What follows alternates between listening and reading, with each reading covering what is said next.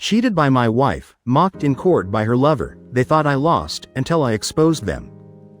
The courtroom clock read 10:45 a.m. When I finally stepped out of my car. The divorce hearing was set for 10 o'clock, but I wasn't in a rush. Let them wait, let her sit there in that chair. Glancing at the clock, and whispering sweet nothings with her lover, convinced they'd won. They thought my lateness was incompetence or despair, but what they didn't know, what no one knew, was that every tick of that courtroom clock was part of a plan. As I entered the courthouse, I imagined her expression. I pictured the way she would smirk, tilting her head toward him, like they were partners in some victorious heist. Maybe they'd share a joke about how I couldn't even show up on time, to lose everything. I could hear her laughing in my head, that same laugh that used to sound like music. Before I knew what it really hid, this wasn't just about losing a wife, no, this was about losing the woman I had spent a decade building a life with, only to find out she'd been constructing her exit strategy with another man, a man who sat at my dinner table and shook my hand. I'd been a fool for too long, and I'd spent the last few months making sure I'd never feel like one again. The courthouse doors creaked open, and I stepped into the chaos of legal proceedings. My shoes echoed down the marble hallway, each step steady and deliberate. I wasn't dressed to impress, but I knew the sharp navy suit and polished shoes would send a message. I was here to win, not to grovel. Room 304. I stopped outside the door, and took a deep breath. The sounds of murmurs and faint laughter filtered through the heavy wood. Her laughter, it fueled me. I wasn't angry anymore. Anger was a distraction. I was focused, clear-headed, and ready to flip the script. The courtroom went silent the moment I walked in. Heads turned, hers first. Her smirk faltered just slightly, before she caught herself, and leaned closer to him. As if his presence could shield her from what was coming. Nice of you to join us, her lawyer said, his voice dripping with condescension. I ignored him. Instead I locked eyes with her. She raised an eyebrow, her face a mask of mock concern. You're late, she said, her tone light but laced with malice. I know, I replied, my voice calm, almost conversational, but I wouldn't miss this for the world. I took my seat at the table, placing my briefcase beside me. With a deliberate motion, her lover sitting in the row behind her gave me a pitying smile. I wanted to laugh. Pity for me, he had no idea. The judge cleared his throat, signaling for the proceedings to begin. Her lawyer stood, launching into a rehearsed monologue about my supposed inadequacies as a husband, my inability to manage finances, and my general unfitness as a father. It was a performance, and he was good at it. I almost admired his confidence, but I didn't react. No interruptions, no objections. I sat there, hands folded, nodding occasionally, like I was just another spectator. Let them think they had the upper hand. Let them dig their graves a little deeper. When it was my turn to speak, I stood slowly, adjusting my tie. I could feel the tension in the room. All eyes were on me, but mine were on her. Your Honor, I began, my voice steady. I'd like to apologize for my tardiness. I had some urgent matters to attend to this morning, matters that will shed light on why we're here today. Her lawyer stiffened, clearly caught off guard. My wife exchanged a quick glance with her lover, a flicker of uncertainty crossing her face. I didn't elaborate, not yet. Timing was everything. Instead I turned back to the judge. But before we proceed, I'd like to ensure that the full context of this case is understood. I have some evidence that I believe will clarify things. The room buzzed with whispers. As I reached for my briefcase, I could feel her eyes on me, trying to gauge my next move. The lover shifted uncomfortably in his seat, his smugness beginning to crack. As I placed the first document on the table, I caught her gaze, for the first time in months. I saw something other than contempt in her eyes. It was faint, but it was there, fear. And that was only the beginning. Let me take you back to where it all began, or rather where it all started. Falling apart. I wasn't looking for signs at first. Why would I? Trust was a given, a cornerstone of our life together. But trust, as I've learned, is only as strong as the person holding it, and she let it slip through her fingers. It started with the little things. You know how they say hindsight is 20/20. Well, in hindsight it was all there. glaring at me like a neon sign, the late nights at work, the sudden enthusiasm for gym classes she never used to care about. The way her phone was always face down on the table, but at the time, I shrugged it off. We all need our space, right? The first real crack came during our anniversary dinner. I had planned everything, a quiet evening at her favorite restaurant. But the entire night, her attention was somewhere else. She kept glancing at her phone, smiling at texts she thought I didn't notice. When I asked her if everything was okay, she gave me that dismissive laugh, the one that makes you feel like you're being paranoid. For even asking, "I'm just checking something for work," she said, brushing it off. Work, that word became her shield. Whenever I questioned her, it was always work, extra meetings, last-minute deadlines, team outings. I wanted to believe her. Hell, I did believe her for a while. Then came the day I found the receipt. It was crumpled in the pocket of her coat. An expensive restaurant I knew I hadn't taken her to. I remember holding it in my hand, staring at the date. The same night she said she was stuck at a late meeting. I didn't confront her right away. Something inside me wanted to deny what I already knew. Instead, I started watching, not obsessively, not at first, just small things, a quick glance at her phone. When it buzzed, a mental note of her excuses, it wasn't long before I saw the pattern. Her work meetings always seemed to coincide with nights her coworker, the ever-charming David, was also working late. And then there was the laugh, the kind of laugh that comes from a shared secret. I heard it the first time they came back from a so-called team-building exercise. She introduced him to me that day, and he had the audacity to shake my hand, looking me in the eye, as if he wasn't stealing my life from under me. I wanted to punch him then and there, but I didn't. I played the fool, smiled, even invited him into my home for dinner, thinking maybe I was overreacting, maybe I was being that jealous husband she always joked about. But the way they looked at each other that night, I knew. The confirmation came 3 weeks later. I followed her after she said she was heading to a networking event. I sat in my car across from a boutique hotel, watching as they walked in together, her arm linked with his. I sat there for 2 hours, gripping the steering wheel so hard, my knuckles turned white. When they finally came out, laughing and whispering like teenagers, something inside me snapped. I drove home that night in silence, my mind racing. I wanted to confront her, to scream, to demand answers, but then I thought, why give them the satisfaction of knowing they got to me? That's when I decided, I wasn't going to react, I was going to plan. Over the next few months, I collected everything. Hotel receipts, text message screenshots, even a few photos taken discreetly from a distance. I didn't just want to confront her. I wanted to dismantle the entire facade she had built. And then there was David, her lover, the man who thought he was untouchable. He wasn't just after my wife, he was after my life. I found out he had been whispering in her ear, convincing her to go for everything. In the divorce, the house, the savings, custody of our son, he was feeding her this idea that she deserved it all. And that I was just an obstacle in the way of their perfect future. The arrogance of it was almost laughable. They thought they were playing me, but they didn't realize I was no longer a pawn in their game. I was the player.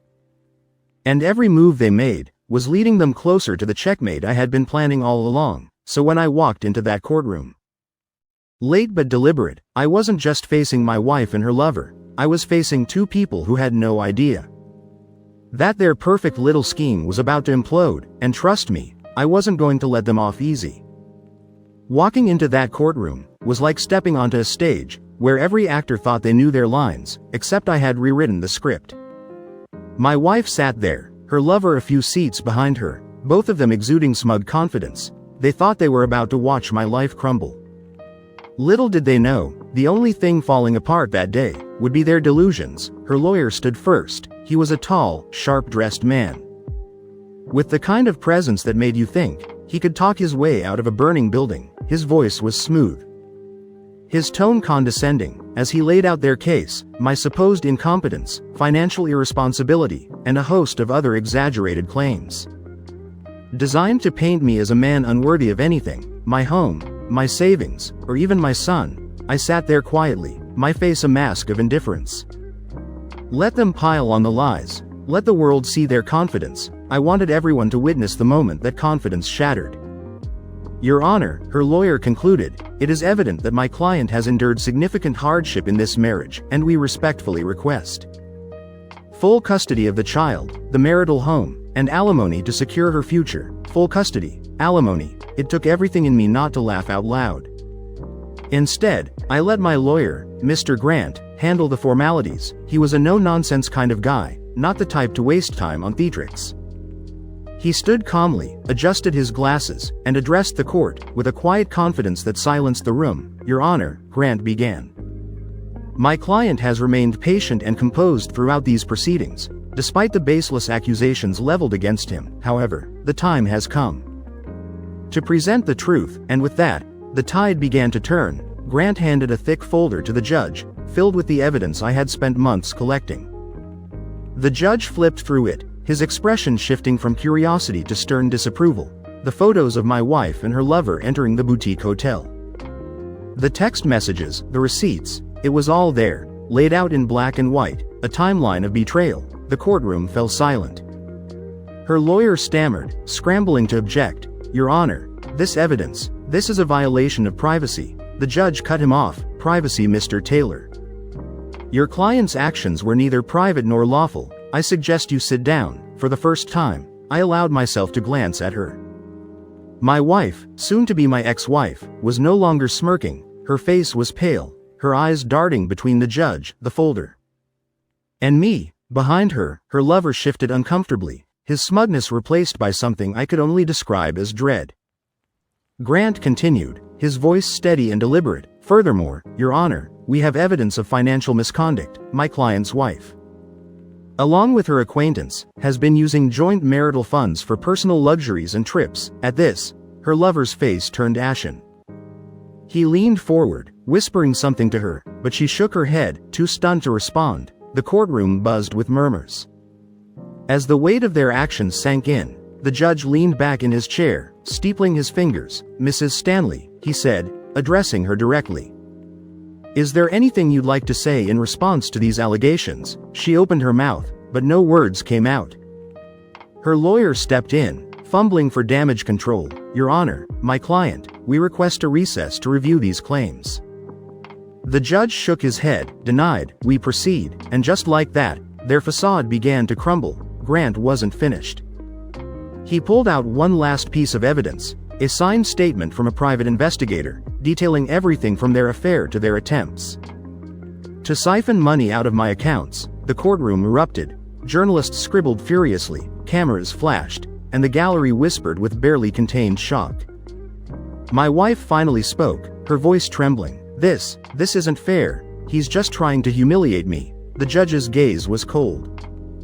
Fairness, Mrs. Stanley, is not determined by who can lie more convincingly. The facts speak for themselves. As the hearing continued, I watched her confidence unravel. Piece by piece, her lover, once her partner in crime, now looked like a man calculating how quickly he could distance himself from the mess. And me, I sat there, calm and composed, because this was exactly how I planned it. When the session ended for the day, her lawyer hurried her out of the courtroom, his face red with frustration. Her lover followed close behind, avoiding eye contact with anyone. I stayed behind, speaking with Grant about the next steps. Walking out of the courtroom, I felt the eyes of the gallery on me. Some sympathetic, others curious, but I didn't care about their opinions. All that mattered was that I had flipped the narrative. My wife and her lover thought they were pulling the strings, but now they were the puppets, tangled in the web they had spun. And this was only the beginning. The real blow was still to come. The next day, I arrived at the courthouse a full hour before the hearing. Unlike my dramatic entrance the day before, today I wanted to be early, calm, settled. Let them think I was here to salvage what was left of my pride. They had no idea what was coming. I sat in the lobby, my briefcase resting beside me, watching people come and go. Lawyers with their arms full of files, clients pacing nervously, and court staff moving with the efficiency of a well-oiled machine. It was a controlled chaos, but none of it mattered to me. My focus was razor-sharp. I was here for one purpose: to pull the rug out from under my wife and her lover. At 10 a.m. sharp, the bailiff opened the courtroom doors, and we filed in. She was already seated, dressed impeccably, as if this was some social event, rather than the dismantling of a marriage. Her lover was there too, sitting in the gallery. I caught his eye, and gave him the faintest of nods. His smirk faltered. But he quickly looked away. Her lawyer started things off, with another impassioned speech, claiming that I was trying to tarnish her reputation. With fabricated evidence, he went on about how she had been a devoted wife, a loving mother, and how my accusations were nothing more. Then, desperate attempts to deflect my own shortcomings, I didn't react, let him talk. When it was my lawyer's turn, Grant stood with a kind of quiet authority that commanded attention. He didn't raise his voice or gesture wildly, he simply began presenting the facts. "Your Honor," he said, sliding a set of documents across the table, "we would like to submit these as evidence of financial misconduct." The judge glanced at the papers, nodding for Grant to proceed. "These bank statements show a series of withdrawals, made from the couple's joint account, over the past 6 months. The amounts total over $75,000. Furthermore, the withdrawals coincide with payments made to luxury hotels, high-end boutiques, and travel agencies," the courtroom murmured as Grant pulled out another set of documents. "And here, Your Honor, are receipts from those transactions, all signed by the defendant." Her lawyer scrambled to object, but the judge silenced him with a wave of his hand. "Mrs. Stanley," the judge said, his voice stern, "do you deny these transactions?" She hesitated, her face pale. I don't recall those specific withdrawals, really," Grant said, his tone icy but controlled. "Because we also have surveillance footage from several of these locations. Shall we play it?" Her head snapped toward her lawyer, panic etched across her face. He leaned in, whispering furiously, but it was clear they were out of moves, and then came the pièce de résistance. "Your Honor," Grant continued, "we would also like to submit this recording. It's an audio file of a conversation between the defendant and her acquaintance." The courtroom fell silent. I could see her grip the edge of the table, her knuckles white. The audio began to play, and there it was. Her voice, laughing with her lover, as they discussed how much they could get out of me in the divorce, how she planned to take the house, the money, and even custody of our son, not because she wanted him, but because it would hurt me. The lover's voice chimed in, suggesting that once the settlement was done, they could sell the house and split the proceeds. I didn't turn to look at him, but I could feel his discomfort from across the room. When the recording ended, the judge's face was like stone. "Mrs. Stanley, do you have any explanation for this?" Her lawyer stood, desperate to regain control. "Your Honor, this evidence was obtained illegally," Grant interrupted. "Actually, Your Honor, this recording was provided by a mutual acquaintance who overheard the conversation. Completely lawful." The judge nodded, "Proceed." At that moment, I finally looked at her. She wasn't the composed, confident woman who had walked in. Her facade was cracking, and for the first time, I saw the fear beneath it. Grant wasn't done. "Your Honor, based on this evidence, we request that the court re-evaluate the division of assets, as well as custody arrangements. It is clear that my client's wife has acted in bad faith throughout this marriage." The judge called for a brief recess, leaving her and her lawyer scrambling to come up with a response. I stood, collecting my papers, and as I walked past her, I leaned in just enough for her to hear me. "You should have been honest," I whispered. "Now everyone knows who you really are." Her lover glared at me, but he didn't say a word. What could he say? The walls were closing in, and I was the one holding the key. When we reconvened, the air in the room was electric. Everyone could feel it. Something big was about to happen, and I was ready. This wasn't just about winning a case, it was about reclaiming my life, and ensuring they knew I wasn't the fool they thought I was. The stage was set. The pieces were in place. All that was left was to deliver the final blow. The silence in the courtroom was deafening as we resumed. The air felt charged, heavy with anticipation. My wife sat rigid in her chair, her once confident demeanor reduced to a nervous, pale shadow. Her lover was no better. He leaned back, arms crossed, but his fidgeting fingers betrayed his growing discomfort. I remained calm. This was the moment I had been building toward. I adjusted my tie, and nodded to my lawyer, Grant, signaling that it was time to unleash the next wave of truth. "Your Honor," Grant began, his voice steady and deliberate, "while the evidence we've provided so far highlights the defendant's infidelity, And intentions, it's only the beginning. We now turn to the financial misconduct that has plagued this marriage. The judge raised an eyebrow, but motioned for him to continue. Grant opened a second folder, one thicker than the last. These documents, Grant said, holding them up for emphasis, are records of financial transactions over the past 2 years. My client's wife systematically siphoned funds from their joint account into a private account registered under her name alone. The courtroom buzzed with murmurs. Her lawyer stood, attempting to object, but the judge silenced him. I'll allow it. Continue, Mr. Grant. Grant stepped forward and handed copies to the judge. Here we see large sums withdrawn on multiple occasions. Some were used to fund personal expenses, including lavish vacations and luxury goods. Others, he paused for effect, were funneled to an account belonging to the defendant's lover, Mr. David Carlson. Her lover's name hung in the air like a thunderclap. I didn't turn to look at him. I didn't need to. The audible intake of breath from the gallery told me enough. The judge's gaze turned icy as he addressed my wife. Mrs. Stanley, is this true? She stammered, struggling to form a coherent sentence. I don't. That money was for personal use, Grant finished for her, his tone cutting through her excuses like a blade. And Your Honor, we have more. He signaled to an assistant, who wheeled in a monitor.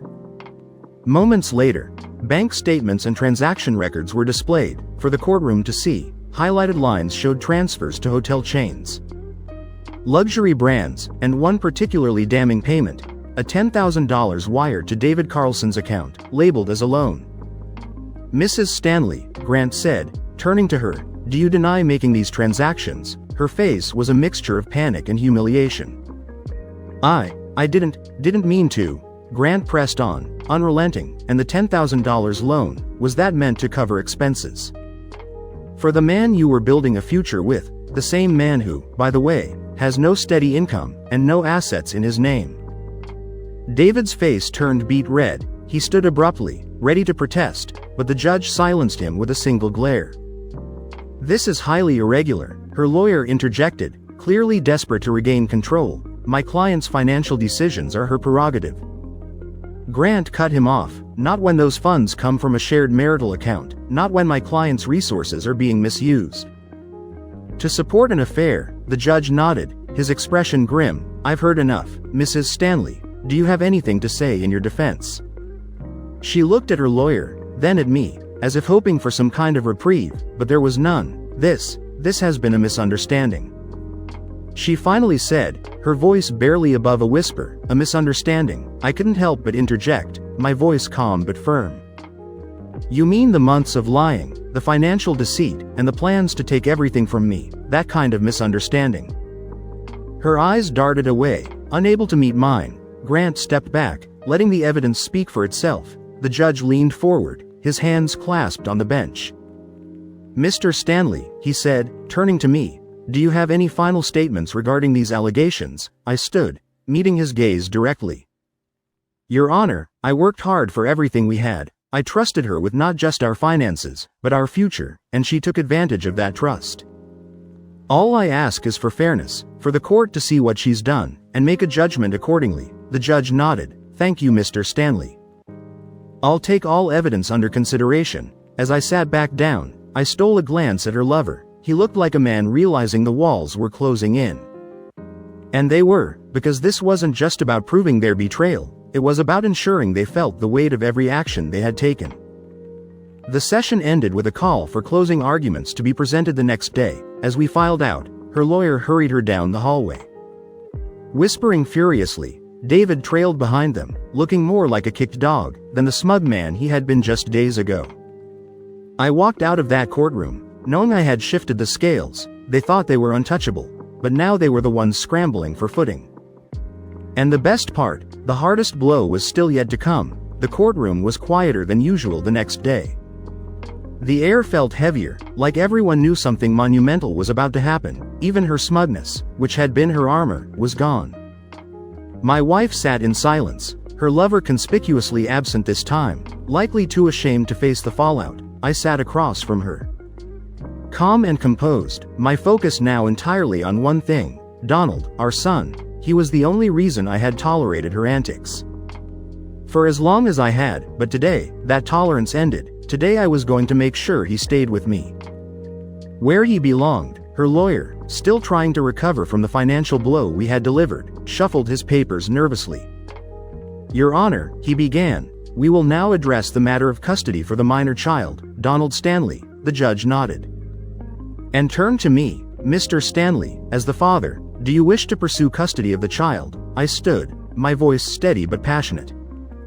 Yes, Your Honor, I believe it is in Donald's best interest to remain with me. I have always provided for him, cared for him, and been his primary source of stability. My wife, while his mother, has shown a pattern of neglect and poor judgment. Her lawyer shot to his feet. Objection, Your Honor, these are baseless accusations. Grant, ever unflappable, countered smoothly. Your Honor, we have substantial evidence to support my client's claims. The judge raised a hand, silencing both sides. Proceed. Grant turned to the projector screen, and with a click, images began to appear, pictures of Donald left alone at home while she was out with her lover, a time-stamped video of him calling me late at night, crying because his mother hadn't returned home. A series of messages she had sent me, delegating her parental responsibilities, because she was too busy. Her lawyer tried to object again, but the judge waved him down. This evidence is admissible. Let's hear the explanation from Mrs. Stanley. She stood, visibly shaken. Your Honor, those were isolated incidents. I've always provided for Donald, and I love my son deeply, yet you left him alone. Grant interjected, his voice firm but controlled. On multiple occasions, to pursue a relationship with another man, is that love? Or is that neglect? Her hands trembled, as she struggled to respond. I didn't mean, he was safe. Grant didn't let up. Safe? A crying child left to fend for himself, while you were at hotels with your lover, is that your definition of safe? Her shoulders slumped, and for the first time, I saw genuine fear in her eyes, not fear for her reputation, but fear of losing her son. The judge leaned forward. Mr. Stanley, do you have any additional statements? I stood again, looking directly at him. Your Honor, my son deserves stability and love. I've been there for him every step of the way. I helped him with his homework, took him to his doctor's appointments, and stayed up with him when he had nightmares. I didn't delegate those responsibilities, I lived them. And I can't stand the thought of him being used as a pawn. This isn't about revenge, Your Honor, it's about what's right for Donald. He needs someone who puts him first, always, and that person is me. The judge nodded thoughtfully, then turned to her. Mrs. Stanley, your husband has presented compelling evidence of your neglect. Do you have anything to refute his claims? She opened her mouth, but closed it again, shaking her head. Her lawyer whispered something to her, but she didn't respond. Finally, the judge addressed the courtroom. Custody is the most critical issue in this case. After reviewing the evidence and hearing both parties, I will make my ruling. Donald Stanley, the judge began, will reside with his father, Michael Stanley. Mrs. Stanley will retain visitation rights. Pending further evaluation. A wave of relief washed over me. I could barely contain the emotion welling up inside. My son would stay with me. I glanced at her, expecting anger, but what I saw was worse, defeat. Her eyes filled with tears, as she realized the full extent of what she'd lost. Not just the house, not just the money, but the one person who truly mattered. The session ended, and as the courtroom cleared, I took a moment to breathe. It was over. I had won, not just for myself, but for Donald. Walking out, I spotted her sitting on a bench, her head in her hands. For a moment, I almost felt sorry for her, almost, but then I remembered the nights Donald cried himself to sleep, and I knew she had no one to blame but herself. This wasn't about revenge or winning, it was about ensuring my son had the life he deserved, and now he would. Victory was mine, but I wasn't done yet. Custody of Donald was secured, and my wife's arrogant confidence had crumbled. But there was one more piece of the puzzle. David Carlson, her so-called lover, he thought he could waltz into my life, take what wasn't his, and walk away unscathed. He was about to learn otherwise. After the custody ruling, I turned my attention to him. David had been conspicuously absent during the final days of the hearing, probably realizing he'd overstayed his welcome in this charade. But his absence didn't mean he was out of my reach. You see, while I had been gathering evidence against my wife, I had also done some digging into David. what I found wasn't surprising, but it was damning. The man was a fraud through and through. He had a long history of exploiting people, jumping from one wealthy partner to another, always leaving a trail of financial ruin in his wake. But what made him truly vulnerable was his job, or rather his former job. David worked in upper management for a mid-size company. And he had been skimming funds from his employer for years, a few discreet conversations with people in his office, and I had all the proof I needed. I didn't confront him directly, no, that would have been too easy. Instead, I sent an anonymous tip to his employer, complete with copies of the financial records I'd acquired. Within a week, David was fired, escorted out of the building by security. While his colleagues whispered and pointed, but I didn't stop there. David, like most opportunists, had a fragile ego. He thrived on appearances, on maintaining an image of success, so I made sure everyone in his social circle knew the truth. Photos of him and my wife at the hotel, details of his affair with a married woman, and even snippets of their recorded conversations found their way to the right people. His reputation, once polished and enviable, was now a source of gossip and ridicule. The final blow came when I exposed the $10,000 my wife had funneled into his account. That money wasn't just proof of their betrayal. It was also a legal liability. My lawyer ensured the authorities were informed, and David was soon facing charges of fraud and embezzlement. I heard through the grapevine that his so-called friends abandoned him, and his landlord served him an eviction notice when he couldn't pay the rent. The man who had once strutted into court with smug air was now a pariah, jobless, homeless, and utterly humiliated. I never spoke to David directly throughout all of this. There was no need. My actions spoke louder than any words could. But I did hear about a run-in he had with my wife. Shortly after everything fell apart for him, she had gone to see him, perhaps hoping for some kind of solace or reassurance. Instead, he lashed out at her, blaming her for his downfall. "You ruined my life," he reportedly shouted, as neighbors watched from their windows. "You promised me everything, and now I have nothing." It was almost poetic. The two of them, once so united in their scheming, were now tearing each other apart. I'd like to say I felt some sort of vindication.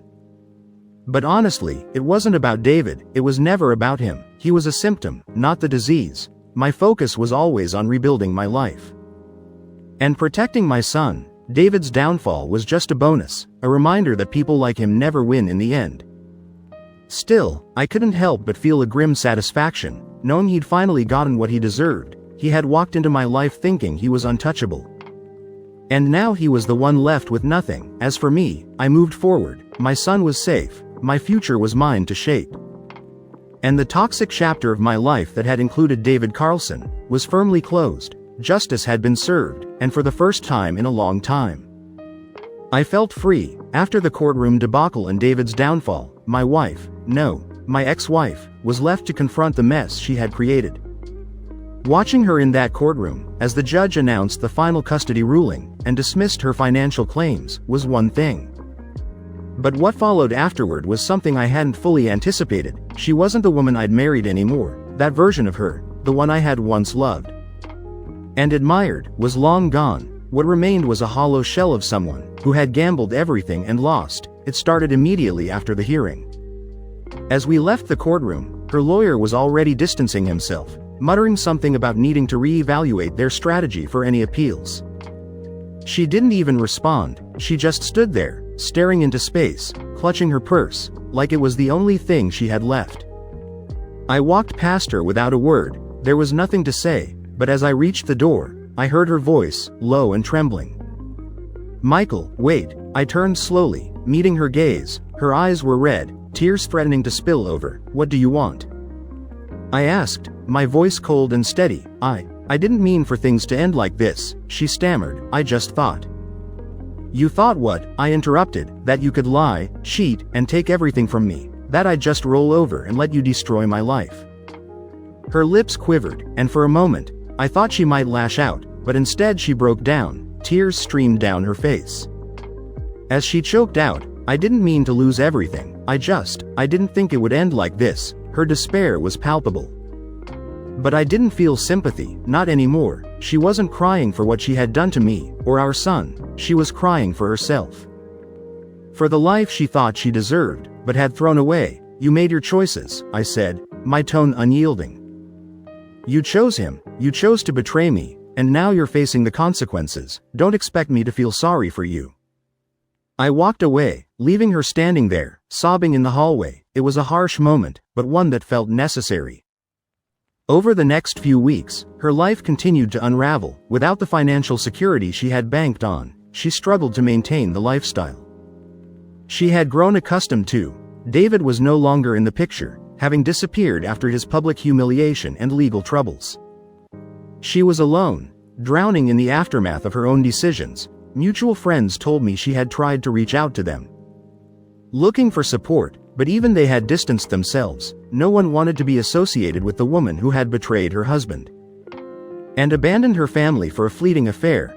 Then there was the house she had fought so hard to keep, it only to realize she couldn't afford the mortgage on her own. The bank foreclosed within months, and she was forced to move into a cramped apartment on the outskirts of town. I'd like to say I felt nothing when I heard about her struggles, but that wouldn't be entirely true. There was a part of me, a small human part, that pitied her, but that pity was outweighed by the memory of everything she had done. She reached out to me once, about a month after the hearing. I was surprised to see her name pop up on my phone screen, and even more surprised when I answered, and heard her voice. Michael, she said, her tone hesitant. I just wanted to say I'm sorry. Sorry for what? I asked, not bothering to hide my bitterness.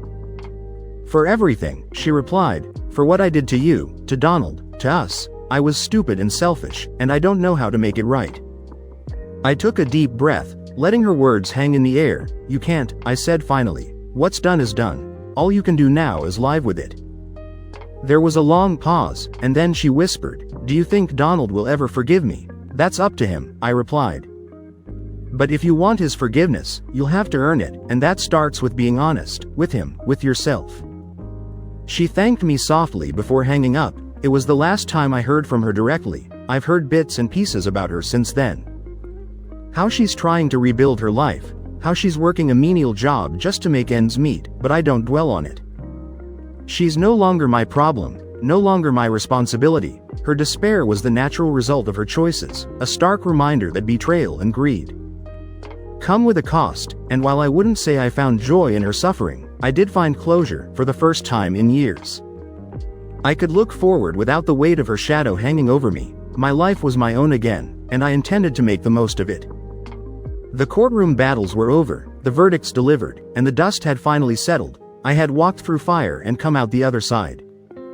The house, the money, the custody of my son, all of it had been secured, but what mattered most wasn't the tangible victories.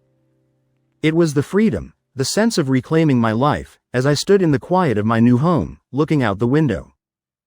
At the golden light of a setting sun, I felt a peace I hadn't known in years. Donald's laughter echoed from the backyard, where he played fetch with our newly adopted dog, a scruffy mutt named Buddy. It was a simple scene, but it held more joy than any lavish vacation or fancy dinner I'd ever experienced in my former life. Donald had been hesitant at first, unsure of the changes. But with each day, I could see him blossoming, his smile becoming brighter, his steps lighter. He wasn't just my son, he was my reason for pushing through the darkness, my anchor when the storms raged. Rebuilding wasn't easy, of course. There were nights when the silence felt oppressive, when the memories of betrayal crept in, threatening to pull me back into bitterness, but I had learned something through this ordeal. Holding on to anger only hurts the one carrying it, and I refused to let her, or her choices, have any more power over me.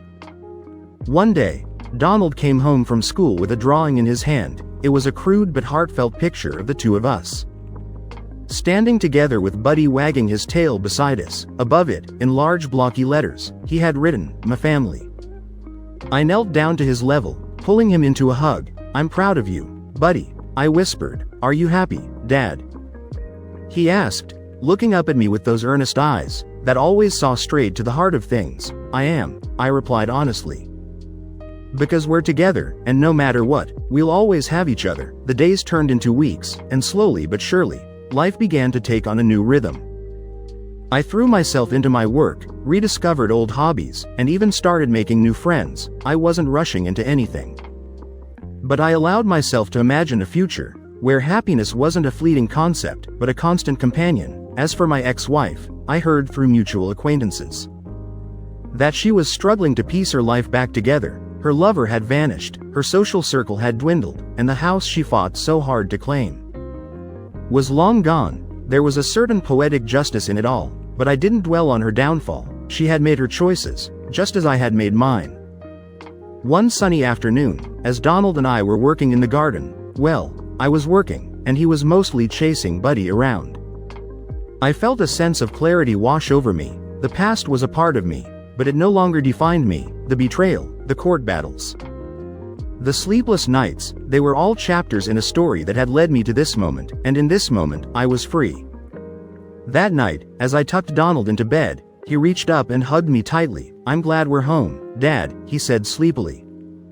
I kissed his forehead, my heart full. "Me too, Buddy, me too." In the quiet of the evening, I sat on the porch, the stars twinkling above, and thought about how far I'd come. The road ahead wasn't without its challenges, but for the first time in a long time, I faced it with hope. This wasn't just a new beginning, it was our beginning, a life built on trust, resilience, and love. And as I closed my eyes and listened to the peaceful sounds of the night, I knew one thing for certain: we were going to be okay, better than okay. We were going to thrive.